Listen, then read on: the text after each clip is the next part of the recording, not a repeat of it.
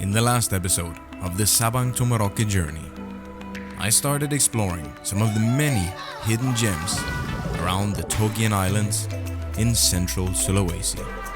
And in today's episode, the search for further unique locations and experiences continues as we learn from Thomas about running a sustainable resort and being a father on a remote island. We visit the Bajoe village, Kabalutan, learn from viral content creators, try the local delicacies, chat with the legend, support the local school kids, the local football team, and as many people as we possibly could, while having an absolute blast in the process.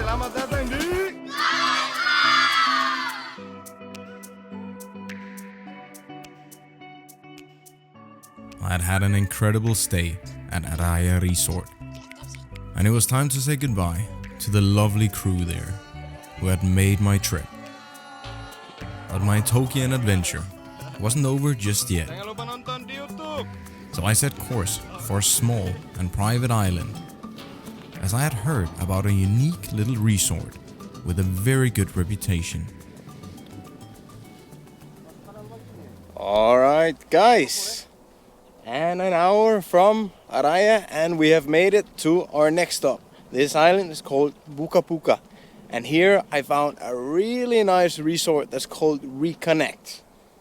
So look at how clear the water is.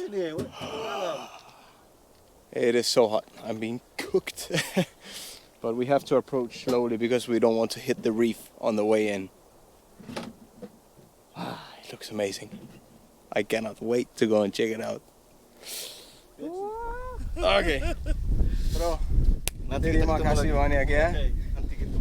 Thank you so much, ya bro. Bye. Bye. And now, time to meet a new team, new place, and new experiences. So let's go. I was then greeted by Fate, the resort manager, and she took me to meet the resort owner, Thomas, who built this place up from nothing and who has lived here on the island since the very beginning. A little bit hot? Yeah. I then spent a couple of hours talking with Thomas, going over my schedule for the next couple of days, as Thomas had helped to prepare a lot of the upcoming activities. Reconnect is the only resort on the 160-hectare island of Buka Buka, and it opened in 2020.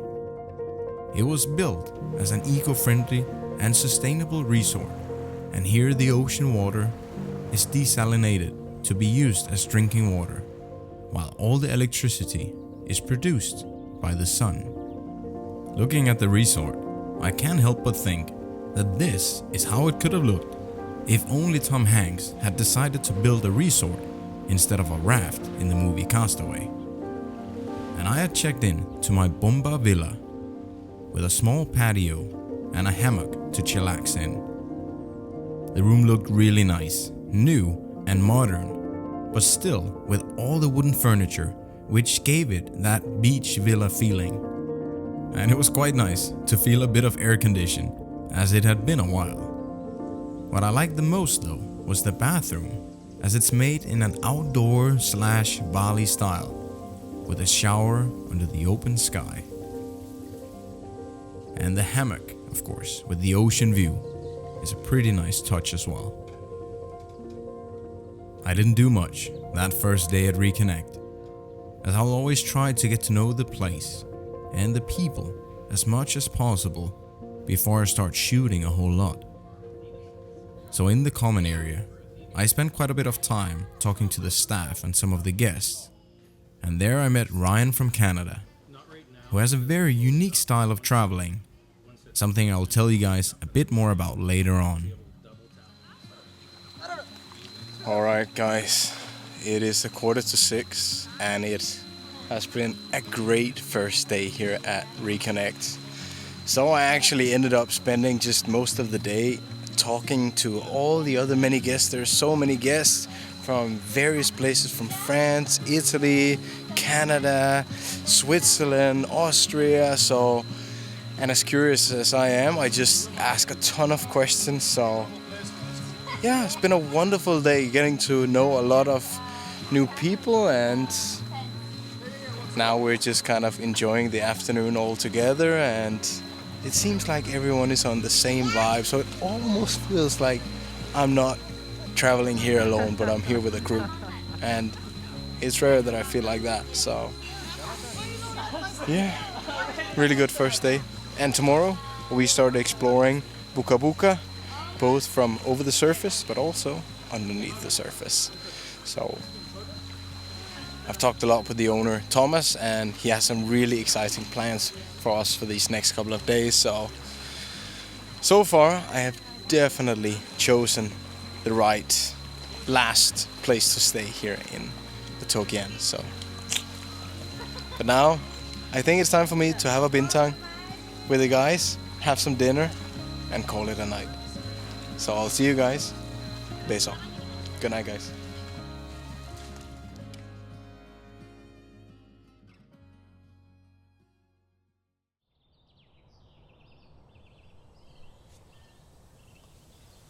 Selamat pagi, guys.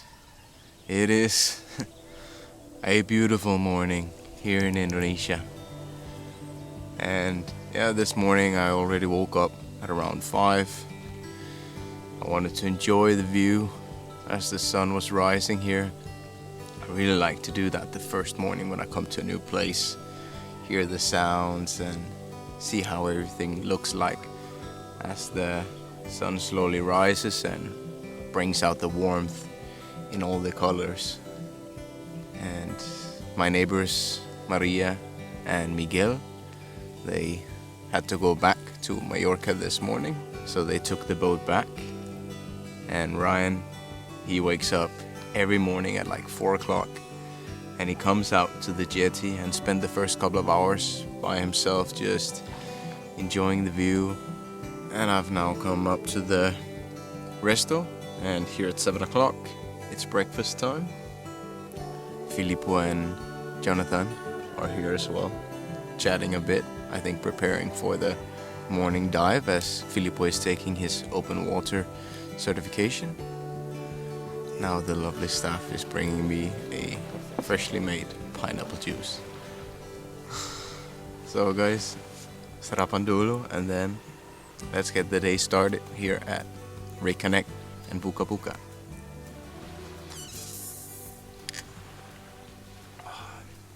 Man, ang bangit.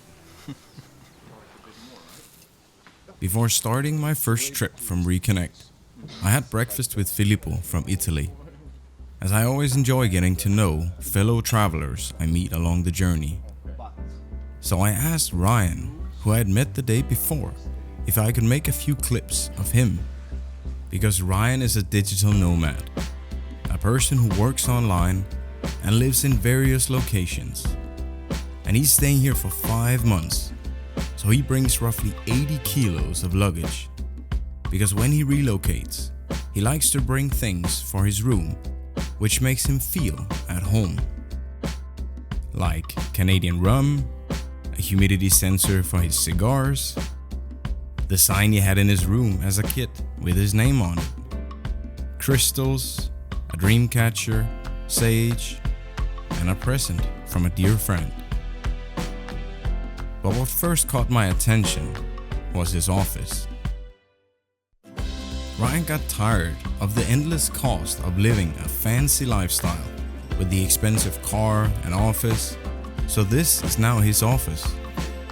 He's got his monitors, he's got a cooling neck fan, weatherproof storage, controllers, a keyboard wrist rest, noise cancelling headset, and a VR headset that takes him to any location he wants to be. I had never seen anyone use a virtual headset for work before, so I had to try it out. It's such a cool and immersive way to work, and it made me think if this is the future of working in an office. Small warning though, you might look a bit dumb if it's your first time trying it. Okay. As then headed down to Reconnect's dive center, but they also offer dive certifications for new or experienced divers, because it was time to see what this area had to offer underneath the surface. So as the other team were doing their open water certification, I went with the resort's manager and excellent diver, Fate. Fate then took me around on a guided tour, and it was obvious to see that this place was filled with life. But there was something that I hadn't seen before, and that was the abundance of pipe sponges. They filter water through their body walls to extract food and oxygen. In these cylindrical pipes, they trap food like algae, plankton, and bacteria. But they also provide habitat for some fish that are small enough to go inside of them. We then linked up with the other divers, and there we came across a school of barracuda fish, and probably the biggest boxfish I have ever seen. I could tell why this was a popular place to dive, as it's filled with life and unique looking coral and sponge formations. And even though we didn't see any sharks, as I always hope for, it was still freaking awesome. I then recovered from my dives with a quick nap, and then I met up with the resort's owner, Thomas. He lives here on the island with his family and has done so since he started building the resort before the pandemic. But running a sustainable resort on a tiny island requires quite the setup. In a location 25 kilometers from the nearest city, Thomas had to come up with a solution for getting fresh water. So he made a setup that can collect up to 40,000 liters of free rainwater. And besides that, he's also got a desalination unit from Surabaya that can turn 700 liters of salt water into fresh water per hour. He's got a tank only with fresh water from the ground for flushing toilets, and a 5,000 liters freshwater tank only for emergencies.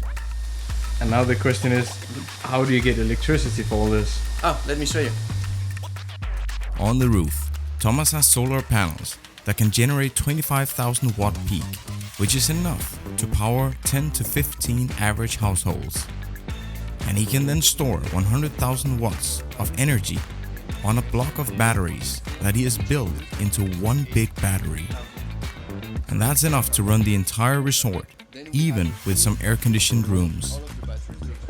He basically took a small electrician degree through YouTube videos to learn how to set this up. Seeing this resort and everything that Thomas has built amazes me. But what does the owner think himself? And they say it, and they, like some guests say that they really have a great stay, and it always makes me smile when they say everything was perfect. And in my mind I was like, nope. No, it wasn't, but you just didn't see it, but it wasn't perfect. I know it wasn't, but if they feel like this, it's great, you know, because that's the reason, you know, I mean, that's why we do what we do, is for them to feel like they have a great time. So in the end of the day, I take some distance with my own thoughts, and I'm like, okay, if the guests are having a good time, that's great. These days I've seen you on the phone quite a bit. Why are you on the phone so much? You know, it's the irony. You live on a remote island, it's paradise, everything. But running the place is not the same as coming here on holiday. When I look at my screen time, I'm like, Same. Oh my god. It's still a lot, although the operational is mostly done by Fate right now, and she's doing such a great job. I'm so grateful she's doing it, to be honest. She's really amazing. And I hope someday I can spend like less hours on my phone, to be honest. When guests come to visit Reconnect, they will often ask Thomas how him and his wife go about raising their daughter, Athena, on a small island like this. So Athena is living with us on the island. There is no school at the moment. And the most obvious thing for us is there's two ways. The first one is homeschooling, like doing online school now, like especially after COVID, is something that people do a lot. I don't want her necessarily to go to school on mainland because it means boat trips every day, and it doesn't really make a lot of sense. The second option, which is also very likely to happen, is we plan to hire a local teacher, like a staff, here, and she could do school for Athena, like half a day a week. I don't believe in full day of school and sitting on the chair. I don't think it works. I don't think it makes sense. So yeah, I think my goal as a father is to give her the greatest foundations possible, that she has like basic knowledge, and that she has like enough to live decently and like good foundations, and then whatever she wants to do, I think we'll figure out. But now she's turning 2 in a few days, so I think it's a bit early. As a fellow foreigner, it's inspiring to hear about Thomas's life. So I asked him if he had some tips if I ever wanted to start a resort myself. So for foreigners who wants to build a resort on a remote island, the first one would be either learn how to speak Bahasa or partner up with someone who does. That's actually, it sounds like it's not the most important thing, but it's so important. And speaking fluent Bahasa, it really opens every single door, and it's really good. You can connect with people on a deeper level than if you can just say like nama saya Thomas, terima kasih, and which is cool, it's good. You need to start somewhere, but when you can connect with people on a deep level and you understand the culture, you can make like jokes in the language, like the connections you build, it's insane. It's really good. And the second thing, be patient. A lot of patience. A lot of patience. The Indonesian culture is pretty laid back and chill, and a lot of things takes a lot more time when you do it here than in Europe. And a lot of European or Western people in general, they're used to some kind of pace, and they expect that they could duplicate it here. And actually, the best way to build things and to do stuff fast is to be patient, because if you're not patient, then you will find issues with everything in the process, and you will be like, oh no, but this should have been done this way or that way, and blah blah blah, and then you're wasting time, and then actually you are slower than if you were patient in the first place. And to accept that people are doing things differently, and I think it's better if you're patient and you lead them, like what's the end goal, where do I want to go, and to focus on that instead of doing everything's right on the path, to be patient also with the result. Yeah, I think it's very important, especially when you're building stuff, Building a resort on a remote island is obviously no easy task, and the privilege of having these ocean views and the island vibes every day requires a lot of hard work and the right mindset. And it was then time to rest up and get ready for another day in paradise, because Thomas and I had planned a special trip for my last day with a little bit of help from our friends KAHF in Jakarta.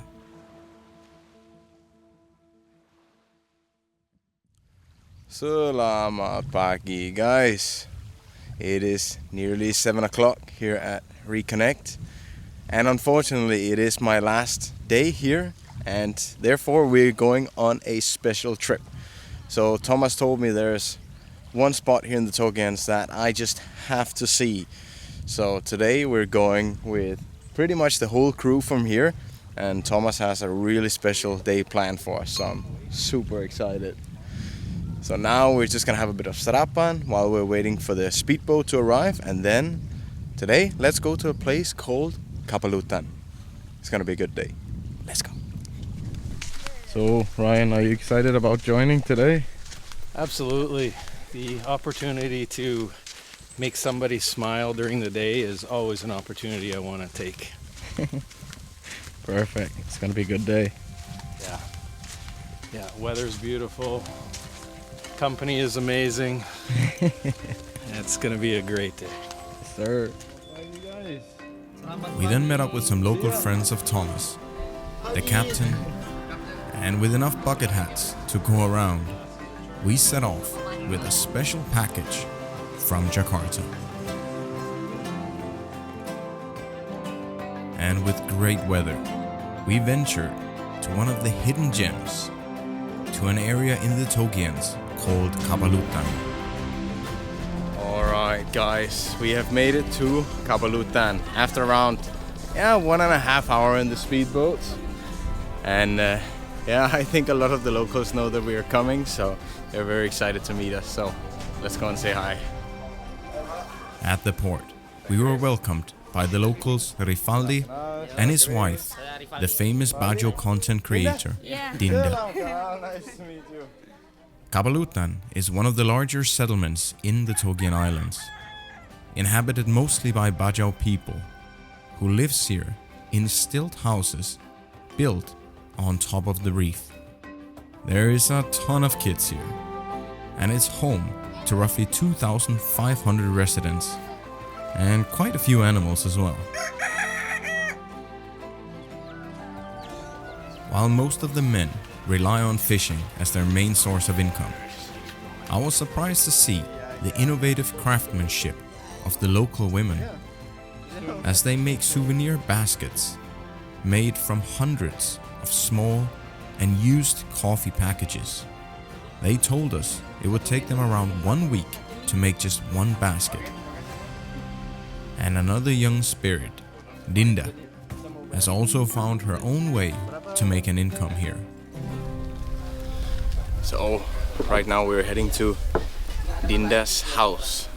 So Dinda is actually a local content creator here who makes a ton of content about simply the Bajo life and what they do, their daily activities. And she actually has, I think it's like 500,000 followers on Facebook. So today I'm excited to chat a bit with her and see how she started her journey as a content creator living out here in a small Bajo village. It's really impressive. This reminds me a lot about Sampela in Wakatobi. All these bridges, the bridges here are actually in really poor condition. Unfortunately today we won't exactly have time to help them perbaiki the bridges, but they sure could use it. Hati-hati, eh? Yeah. You already know what that means, yeah, Ryan? Oh yes. Yes. First time I got on a scooter, that's what everyone yelled at me. Yeah. I drive too fast. Oh. Dinda's father had already fired up the grill, and the entire family was preparing a feast for us. When invited for lunch, the Bajo kindness knows no limit, so they were preparing a lot of local dishes for us to try. Dinda's rise to fame started here in this house, as it's located right by the ocean. And outside, they have a small platform where she would sit and make videos about fishing. So I sat down with Dinda and her husband, Rifaldi, to learn a bit more about how it started and how they managed to be full-time content creators in a remote area like Kabalutan. Kemarin tuh kita bikin konten tuh iseng-iseng aja, Kak. Iseng-iseng upload video mancing. Nah, waktu itu tiba-tiba satu video yang saya upload di TikTok itu langsung rame. Nah, makanya mulai tertarik upload. Nah, sampai sekarang kita mengeksplor kepulauan dengan pantai yang indah, sama cara tangkap ikan yang unik, dan pemancing wanita. Kan di sosmed kan jarang ada wanita yang mancing, kebanyakan pria. Jadi mereka kan sosmed itu kan yang unik-unik mereka cari sekarang tuh. Nah, seperti itu. Donations from viewers and paid product promotions are their main sources of income. So I asked them for their best tips for someone who might aspire to be a content creator like them. Harus konsisten saja, jangan cepat bosan, jangan patah semangat bikin konten gitu aja. Jangan malu juga. Alright guys, so it's around 11 o'clock and we are now on our way to the school because Thomas from Reconnect and myself we have actually bought some supplies for the local kids here. Let me show you and I'll tell you a bit more about it in a second. But let's go. Hujan.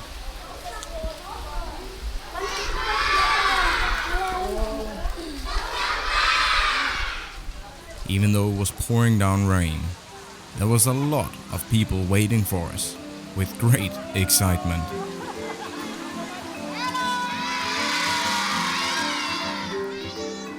Because the local officials from Kabalutan and a team of college students from Ampana had helped us arrange this small giveaway. When I come to a school like this, I always try to greet everyone. As I remember when I was in elementary school and we would have someone special visiting, I remember hoping they would notice me. But it would make me feel insignificant if they didn't. So I try my best to make sure everyone feels special, or at least seen or heard. Thomas and I had bought hundreds of books and pencils to make sure that there was more than enough for the several different schools in Kabalutan. Siapa namanya? Apa? Araya. It was so hot, humid, and a little bit hectic. But all the kids, they seemed so happy. And it's on days like this that I wish I was a gazillionaire and I could help them with much more than just a book and a pencil. But I keep in mind that sometimes we all need a little help, even if it's just making someone else's day a little bit better.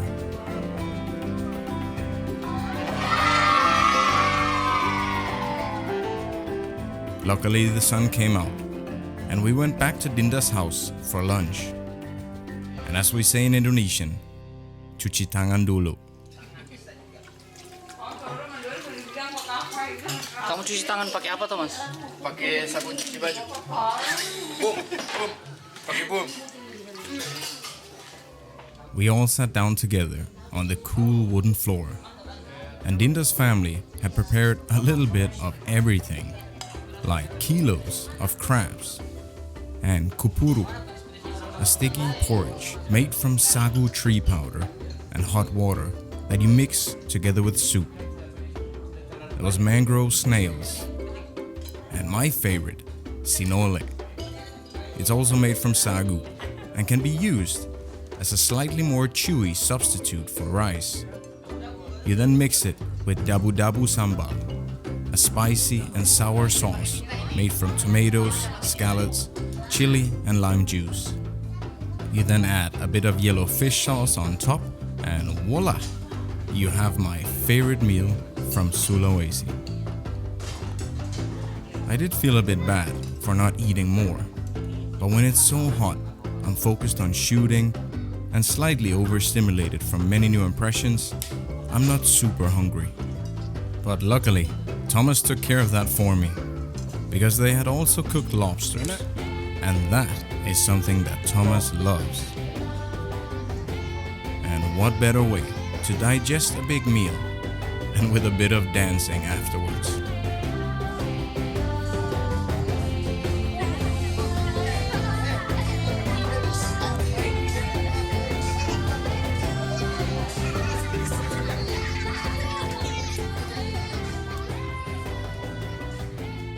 As the fishing community here is quite big, and many locals rely on fishing as their main source of food and income, Thomas and I had bought them a little present as our token of appreciation for this visit. So we have hooks in here and I have a bunch of fishing line. And we're gonna share it with the fishermen. I only asked them for one small favor in return. Tolong nanti kalau dapat ikan sangat besar, kirim ke saya di Jakarta ya. Kita minta kakap merah, ikan ausu, bubara. Berapa kilo mau? 100? Enggak banyak, 100 saja. Sukses ya. The guys then suggested that we went to meet a local legend here before our final activity of the day. So we headed over to the other side of the village to look for this local legend who was once just a fisherman. But with no wind and what felt like 40 degrees in the sun, I could tell that everyone was starting to struggle a bit. Alright guys, it is 2:30 and it is hard to explain just how hot it is. But it's actually kind of fun to bring the Reconnect team here and see how it typical is when I'm on a full day shoot in a village. So they kind of can share how challenging it actually can be. And in about an hour we actually have a special surprise, because some of my friends, they asked me, Chris, if you ever go to another village and want to help some of the locals, can we help? And I said yes. So we're gonna do a bit of a special activity this afternoon. I'll show you. Let's go. So followed by all the local kids, Rifaldi took us to see the local legend, Pak Jago. Because Pak Jago has been spearfishing all of his life, and nearly 10 years ago, Netflix came out here and shot the movie Jago, A Life Underwater, that's based on his life. Today, Pak Jago is nearly 90 years old, and at the moment, he's struggling with a bit of health issues. He's also a man who has been through a lot. Unfortunately, due to copyright, I can't show you clips from the incredible Netflix movie. But even with a sore throat, he agreed to tell me a bit about his experience with Netflix. I would, however, come to realize that my usual way of interviewing wouldn't work with Pak Jago. Dan saya mendengar dulu ada Netflix kesini ya, bikin film. Gimana itu? Ya, Bapak masih mungkin bisa ngomong sedikit tentang gimana waktu Netflix kesini.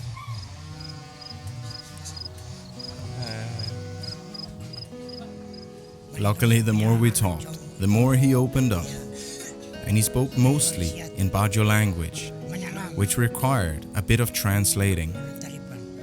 But he told me about how he's always had a fascination with free diving and the sea, and how in his best days he would dive down to more than 20 meters depth.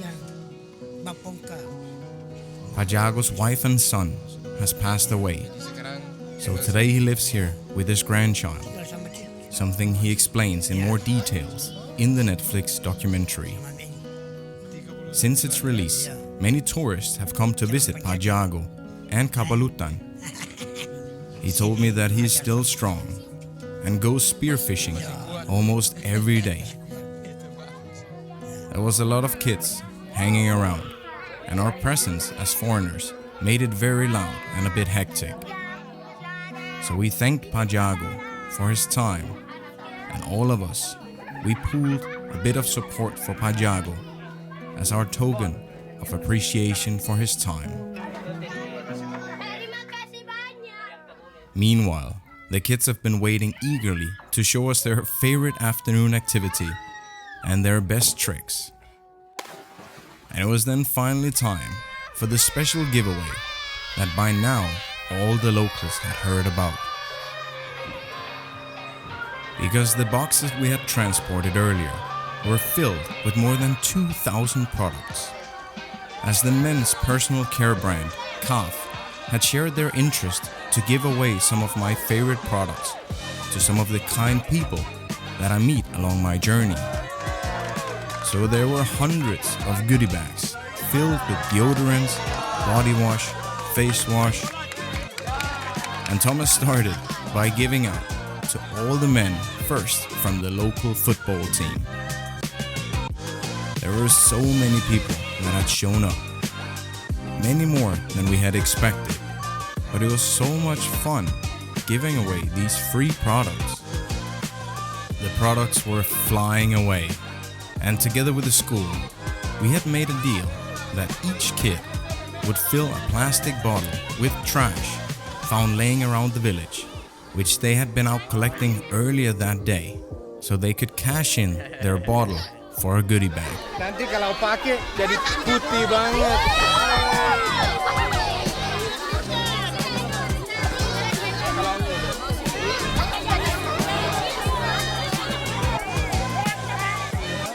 It was already a bit hectic, trying to make sure that everyone got a bag.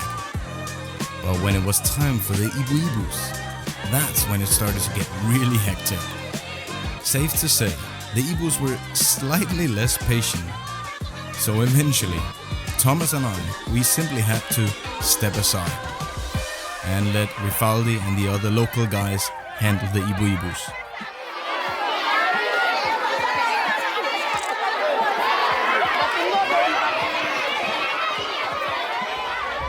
This did not fully go as we had expected, but still kind of hectic. Do you want to show that? So, but anyway, KAHF, thank you so much. Thank you. Oh, look at this. Luckily, in the end, everything worked out really well. And there were so many smiles everywhere. And their reactions were even better than I had imagined. So thank you so much to my friends from KAHF in Jakarta. You made hundreds of people very happy that afternoon. Alright guys, and that is gonna be it here from our visit in Kabalutan. It has been an amazing day. We've experienced so much in such a short time. So if you want to come here, I would actually highly recommend that you spend one night here, and you can stay with Dinda and her husband in their house with the nice view from the terrace. But even if you come here one day, you will have a very unique experience. But now it is time to go back to Reconnect and end my trip here in the Togeans. It has been nothing but luar biasa. So massive thank you to all the amazing people, both in front and behind the camera, who took part and helped make this experience and video what it is. And a special thanks to Team Reconnect and my friend Thomas, who went above and beyond. And for being the most annoying person I have ever interviewed. No, I don't think you should ask the question this way. Action. Well, now it's recording. Yeah, now fuck off. Try. Ding, ding, ding. Just guys, come on. Dulu saya bau, istri saya nggak mau cium-cium di kamar. Nah sekarang saya pakai deodoran dan body wash dari KAHF. Sekarang istri saya sayang banget sama saya gitu. Sangat Mantap bau. KAHF, terima kasih loh. Just send it to them. So actually they also requested if you could make like a clip with the Dio like on your... What Chinese? Yeah. Thomas, that's it? Good job. That's it? Good job. Thank Also, I thought you had a nice question. you. Just bullshit. Okay, it's okay. We can go. Just choose the one that makes sense. Very well done. Very well done. Thanks, Chris.